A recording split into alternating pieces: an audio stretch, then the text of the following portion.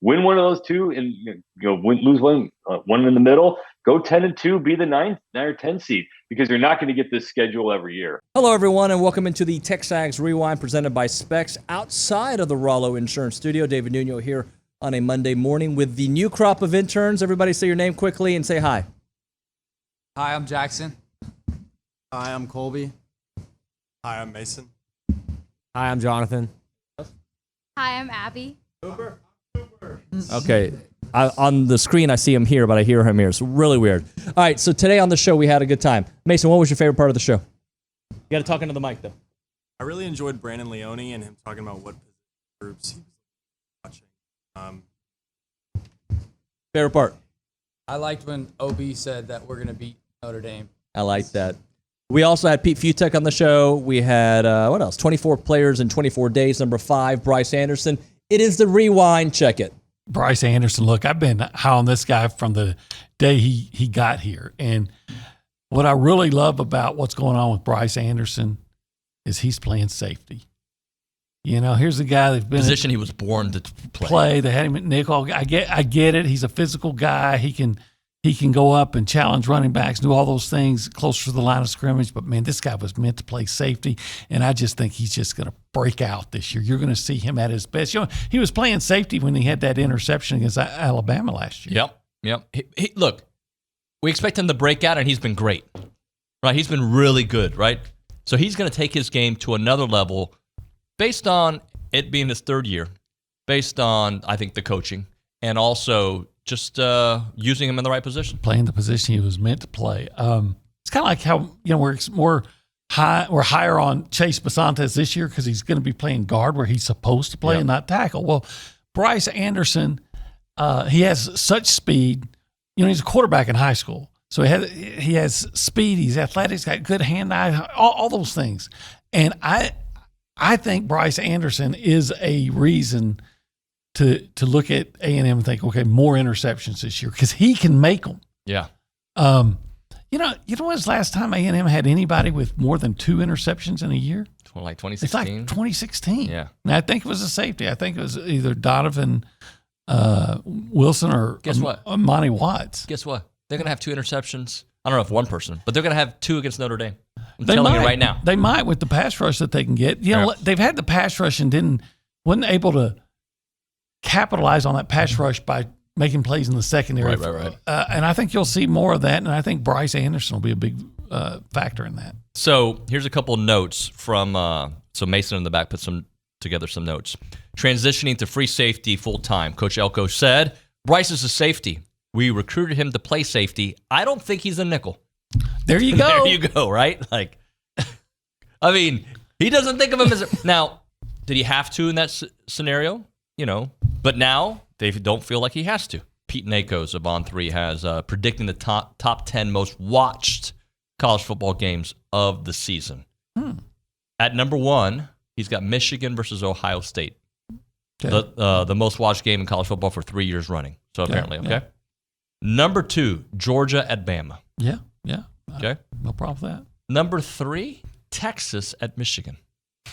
I thought he was going to say Texas at Texas A&M. Yeah, A&M and Texas are going to be on this list, but it's a little bit lower than I... Well, it's a defending national champion against a team that people are hyping for a national championship. It makes sense. Number 4, Ohio State at Oregon. I'll watch it. I'd be intrigued by that There's game. other games I'm going to be more intrigued by. Yep. Continue on that list.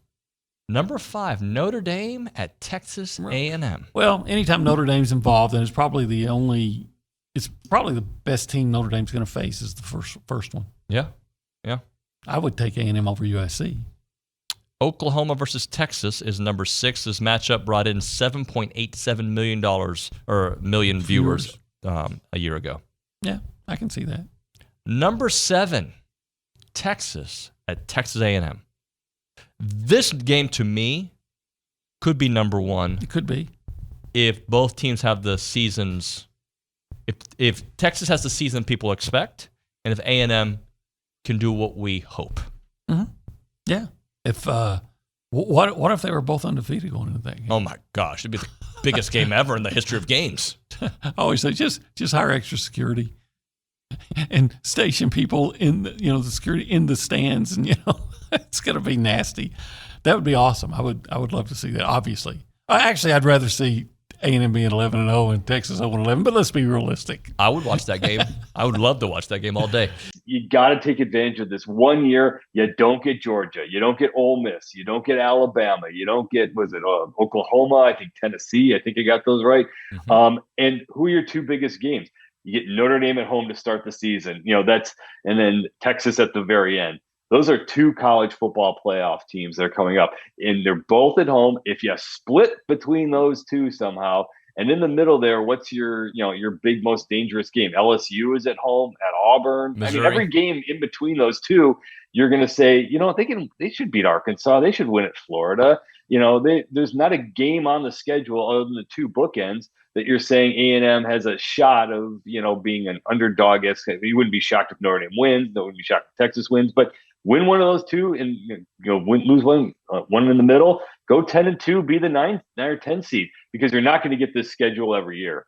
All right, Pete. So let's talk about that Notre Dame game.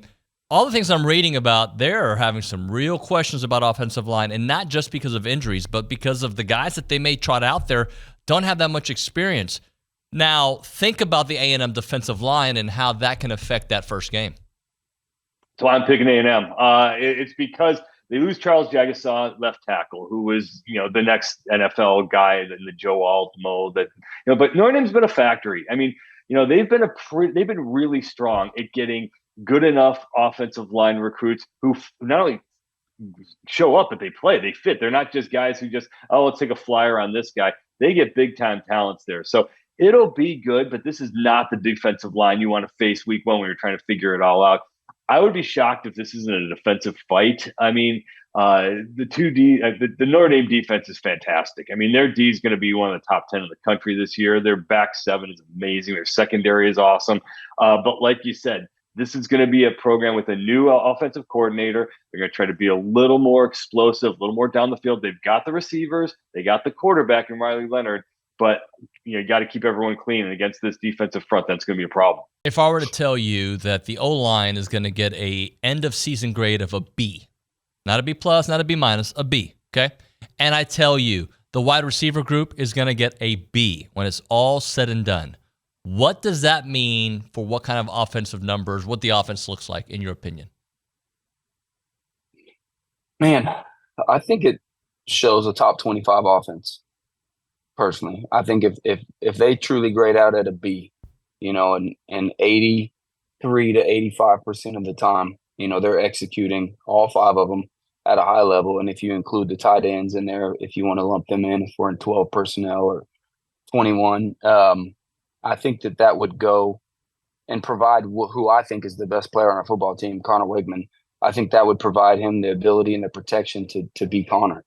And I mean, again, he's flashed so much potential, and most of that was with a subpar offensive line the last few years and him being inexperienced. And so if those guys can grade out at an overall B for the season, and same with the receivers, the skill players are there and the quarterback play is there. We've seen a lot of these guys on Twitter. I don't know if they're NFL.com guys, but they're guys that watch tape and give grades. Everybody's talking about Connor Sealand being a first-round guy, and I think some of them have said, potential first quarterback off the board. That would require him to have a heck of a season in order to climb the charts that high. But if our O-line can protect the quarterback and create space for Le'Veon Moss and Amari and EJ and whoever else they decide to plug and play, that's going to go a long way, because, we're going to be playing a lot of B+, A-, A+ defensive lines. So that would mean that they're holding their own 8 out of 10 plays. And I think with the skill talent that we have at the skill position on offense with receiver and running back, plugging in all the unique and dynamic tight ends we have, man, it'd be hard for me to not think that they have a top 25 offense. All right. Tell the people what to do. Tell the people what to do. Like, subscribe, comment. Would you have gotten that right, Jackson? No. I didn't think so. We'll see you next time.